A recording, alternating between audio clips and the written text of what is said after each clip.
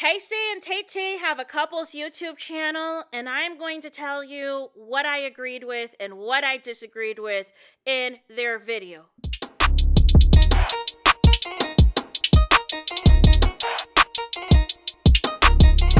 Hey there, it's Anonymous Tea, where we spill the tea anonymously. Hello, everyone. Hello, YouTubers. Hope you guys are all having an amazing day today, sending good vibes, sending positivity, sending blessings, and good energy to each and every single one of you. Thank you so much for tuning in. So, anything I say is alleged and in my very, very personal opinion. This is for entertainment purposes only. None of this is personal. The Copyright Act of 1976 is in the description box. Some meat and potatoes, some housekeeping items. So, today we're talking Love Island USA Season 8 postseason, which is the gift that keeps on giving. And apparently, allegedly, Casey and TiTi have come out with a couple's YouTube channel, you guys. Now, if this was any other couple, if this was Brinity that came out with a couple's YouTube channel straight out the villa, if this was Karnaya that came out with a couple's channel straight out of the villa, y'all would call them scammers. Y'all would call them scammers, and y'all know it. Even if it was Nicolandria that came out with a couple's channel, y'all would call them a scammer. I'm here to tell you, and this is real talk, I don't know any couples in Love Island USA that have a couple's channel. And I'm talking all 8 seasons. Janae and Leah have solo channels from season 6. From season 7, Alandria and Nicolas have their own solo YouTube channels. I don't know any couples that have any. Couples from the Love Island, you know what I'm saying? I don't. Even in the UK, I know Ella Thomas, she has a solo YouTube channel. Anyways, what happened was TiTi had dropped in her stories a trailer for said podcast, for said YouTube, that basically when they got to 10,000 subscribers, they were going to drop the video, right? And y'all were perched, you know what I'm saying? And for those of y'all that are going to, come up with false narratives, this is what I do. I'm going to critique everything. You know what I'm saying? I'm going to critique everything. I'm going to watch everything. I'm going to have an opinion. I'm going to tell you what I agree with, what I disagree with. So I feel like potentially either certain interviews they were wanting to go on, certain podcasts they may have wanted to go on, probably got rejected. If Peacock is being strict with press this postseason, right? Because remember, there have been people who have come out that basically said, listen, look at here. You know what I'm saying? Peacock's moving a little bit differently. You got to only interview here, or here. Otherwise, it's a wrap, right? I also think this is a rebrand opportunity to try to get brand deals, to try to get something shaken, right? And we're going to go over the positive things that they talked about and some of the things that I feel like we got to tell the full truth and nothing but the truth, right? So I thought it was nice that Casey and TiTi, talked about their upbringing. TiTi talked about, that she had 4 jobs prior to, you know what I'm saying? She said at one point she was homeless. She had to live in a car. Casey talked a little bit about his background, different jobs and things like that they have had. They then transition into, I think the only name from anybody from the villa that they said was Corbin. And that was because Casey, that's like his A1 day one. That's like his road dog, right? So some interesting things. So things that they didn't show as far as their connection in the villa, right? Apparently, Casey was the one to take down TiTi's braids. And they didn't show that, right? But I believe this is the same thing that happened season 6, where we always saw Cordell's braids refreshed and we knew Serena did hair, and they never showed it either. And we were always trying to figure out, okay, who was doing Cordell's braids? You know what I'm saying? Because he would either have the fro or we have braids, and we were like, we know Serena does hair. I'm wondering if she does his braids or not, but we didn't know till after the show was over. So I'm not surprised that production didn't want to showcase that. But I would also argue as well, Casey, because I don't know if you fully watched the show back, they didn't show your connection with Anaya either. They showed initially for like the first couple of weeks, like all the good stuff. But then when stuff started getting weird, production pounced. Production pounced and showed all of the problems, right? So that's what happened there. They called out the brands who were disrespectful to Casey and TiTi. So you'll remember there was a particular brand that had, Casey in a dress and had, TiTi masculine. There have been memes where, it was TiTi that appeared to be more masculine and basically holding on to Casey like Casey was a baby, like Casey was a child. And I cannot stress enough, right? I am anti-racism. I am anti-hate. I am anti-disrespect across the board, right? Whether I care for a person or not, whether I care for their actions or not, all of that is out of bounds. All of that is too far. Here's the thing, though. There has been a standard set over the past couple of seasons of brands attacking specific Black Islanders that people have chosen to ignore if they didn't want that to be the quote-unquote it girl of the season, or if they wanted to use that Black woman against another Black female Islander to prop up for success. Y'all needed to be, and by y'all, I mean all y'all on the internet, needed to be one band, one sound regarding any disrespect, any racism against these Black Islanders, because it is an easy target. But what has happened with this show is y'all have gotten so comfortable with the hate and the racism and the attacks, and then you allow our own people, if you don't like that particular Black Islander, you join in on the discourse. You join in on the hate. So I do agree with those points that those brands were out of pocket. That those brands went way too far with the disrespect. It was unnecessary. But again, I just witnessed this last season with Shelly, and it wasn't the same energy. And so to TiTi's argument that if it's an Islander that they like, they're going to be 10 toes down and call it out. But if it's one that they don't, either people are going to be Stevie Wonder to it, or some will join in the hate as well if it props up somebody else. But I saw that last season with Shelly. I said y'all needed to be one band, one sound last season. So I do agree with that, because I feel like it's night and day. Y'all didn't like the Black couples last season. Y'all didn't like Taylor and Clark. Y'all didn't like Ace and Shelly. But some of y'all love Casey and TiTi. And he has also developed a certain fan base, right? So I felt that was, right to call out. Then, you guys, we have to get into, as well, the not so good part, where TiTi wants to clarify her after Sun comments, right? And basically said that they're not hated because they're a Black couple, but people are more comfortable hating on them because they're a Black couple. But what she really wanted to say as well, she feels that they're experiencing more hate, more discrimination, more attacks because of classism, because of how they grew up, being from South Central, and all of the things that it is, given the perception that they're poor, that they're this, that they're that, and that is why people are attacking them. Now, I'm not going to disagree that there are some people that are acting like that, but at the same token, I feel like I didn't really hear any accountability or responsibility as far as what the real issue at hand was. And that was something that was missing for me in this podcast. They also talked about, Casey basically said that he didn't feel liked in the villa at all.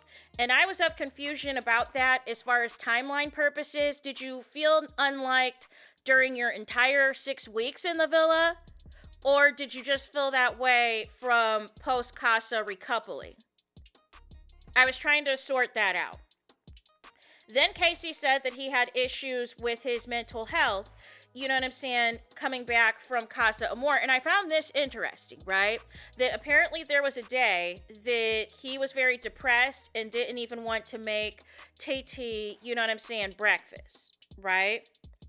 So I found that pretty interesting because, for all intents and purposes, what we saw on the episodes was post Casa recoupling, him basically saying he don't give an F about no DAMN Anaya, cracking jokes that she was upset. We didn't see this depression that Casey's talking about. He said that he felt alone in the villa and that the only person he was able to talk to was TiTi. Also, TiTi said that her intro video for Casa Amor made it seem like she was only interested in TiTi, or only interested in Casey, but that wasn't true. She had other interests, but basically the video was chopped and screwed. They talked about the coming back from Casa, that it was a hostile environment and they were bullied, they were attacked, they were ganged up on, and all of this and all of that. And TiTi felt that she needed to step in because Casey was bullied. See, here's the thing, right? It wasn't about TiTi. Like this is the piece that I feel like people don't want to talk about, is it wasn't about TiTi. It was about Casey and his treatment regarding Anaya. And some of the things that the girls were privy to from the heart rate challenge and other things, right? And ultimately, when you kept jumping in, TiTi, Casey no longer has a voice. And I'm confused how Casey feels that nobody liked him in that villa, considering at that Casa recoupling and considering movie night, who had your back? All those men did. All those men rallied around you. So that is interesting to me that you felt like nobody liked you, or they're just more comfortable with disrespect against another black woman. And that is what is interesting to me as well, is that all throughout this, I was waiting to hear, you know what I'm saying? I said and done things that were not right. I was not my best self, you know what I'm saying? I said and did things that I regret towards another black woman that was not okay. And so when you're talking about mental health, but you're also ignoring Anaya's mental health, who had a full-on breakdown in front of all of y'all at the Casa recoupling, was literally shaking, was literally falling to her knees in a whole breakdown, that Melanie had to be the one to really talk Anaya out of quitting the show. Nobody but the core four checked on Anaya while she was sleeping in soul ties. And in fact, you ignored Anaya for a couple of days because you said you don't give an F.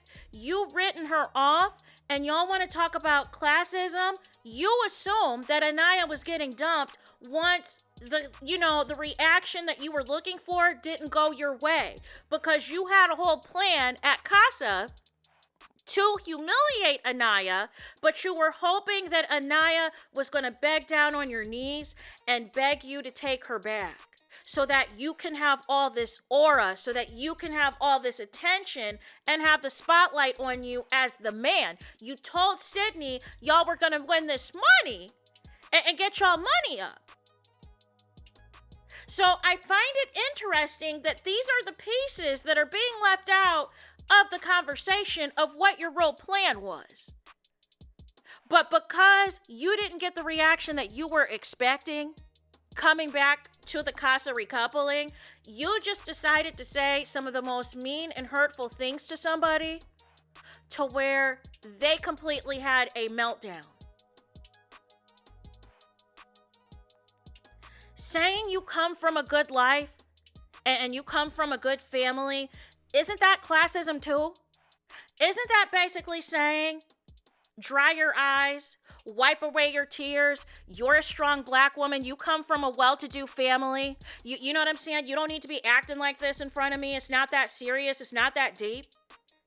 Can't that go both ways with the classism? And also as well, what about the laughing that y'all did?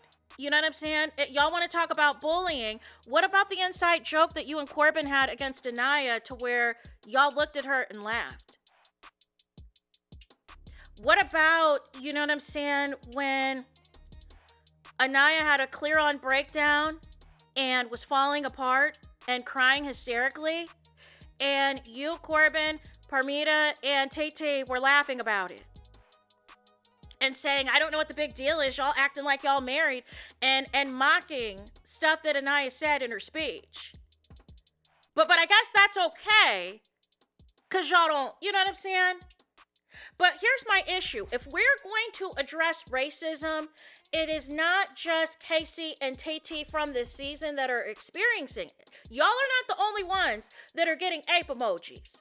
Trinity and Anaya also are getting ape and gorilla emojis and monkey emojis as well, because you have a fan base, Casey, a strong fan base that likes you to spite Anaya, that likes you to send hate to Anaya, and is wishing harmful things on Anaya, and has a plot to jump Anaya in New York City when the reunion films. So I didn't hear anything in that podcast that I don't want if there to be any hate against any of my castmates. I don't feel any of the black people that are in this cast deserve any racism, deserve any hate, all of this and all of that.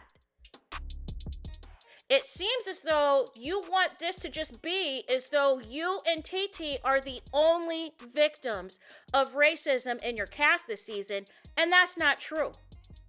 And you're trying to make it seem as though you and TiTi are the only cast members, the only Islanders that have experienced hate, when Anaya has had hate since her cast photo has dropped, and is still getting hate today because people are wishing for Carl to be the next Kenny. So, while I can agree that the brands went too far, I can agree, you know what I'm saying? Some stuff with the edit would have been nice to see more of your connection. You know what I'm saying? With TiTi, I'm with you there. But where I'm not with you at is where everybody else was wrong. It was such a hostile environment. Nobody liked us in the villa. When we saw nothing but the core four try to rally specifically around you, TiTi,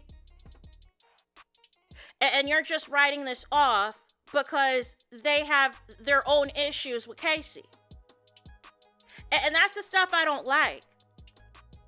And so now, sitting back evaluating this podcast, are y'all gonna be together for real because of y'all connection? Or is this trauma bonding because it is us against the world right now?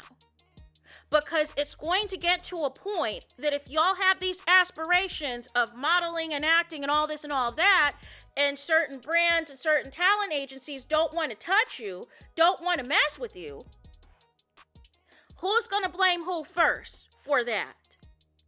Who's going to take it out on who first for that? You know what I mean? Because it's going to get to a point, there's a reason why y'all went this route to do a couple's YouTube channel. And that is because either the podcast y'all wanted to go on, y'all got denied by Peacock, or the ones that you wanted to do, you know what I'm saying? You decided, you know, I'm just not going to participate. Because I've seen Corbin, Dylan, and Kenzie do a whole bunch of press. And they were all eliminated around the same time as you. Especially Kenzie and Dylan were eliminated the same night as you.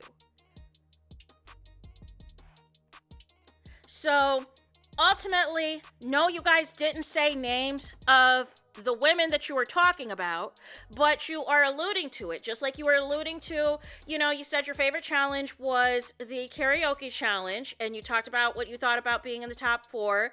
You felt that you were going to get booted because you felt that the core 4 was going to stick together and vote for their friends to stay, all of this and all of that. And you were shocked that there were some people who liked you. But this is, again, where, you know, semantics are at play. The vote was for most compatible couple. You are compatible. But favorite couple, absolutely not. No. You know what I'm saying? That was not going to supersede the core 4. But I'm wondering what production thinks about this podcast route to kind of low-key throw shade at production, low-key throwing shade at Core 4, even if you didn't say their names. Who else were you talking about? You weren't talking about the Casa girls. And y'all were talking about how it was going to be difficult coming back into the villa, but the episodes we saw, you and Corbin basically had primed up Parmita and TiTi. You told them they were going to run the villa. You told them they were going to take over the villa and that the girls were going to be shook. You weren't expecting them to be activated. But I don't understand that, considering they've been 10 toes down for each other this entire time. But it's weird that they're taking this approach, considering an interview just came out today with TiTi that basically took accountability. Bryce took accountability, all this and all that. And y'all are still kind of, you know what I'm saying? Woe is me. I did nothing wrong. I was under attack. Like, I just want everybody to be fair. If you came and said, listen, looky here, I said some things I'm not proud of. I did some things I'm not proud of, but here is how I felt as well, how I was treated. I would respect it so much. But doing this approach is just going to send more hate to the Core 4. Where it's just like, oh, they were just bullies. Oh, they just attacked us. Da-da-da-da-da-da-da. You know what I'm saying? And that's not the full picture. So that's all I got for this video. Do me the biggest favor, and that is to hype the video. Hype the video, please. There's that. That is it. That is all. It's Toto says now. It's finito. It's the end of the road. It's the end of the line for this video. Let me know your thoughts in the comments. Please do not forget to like, comment, and subscribe. Hit the notification bell so you're notified the moment I post content on my channel. And with that being said, I'll talk to you guys again very soon.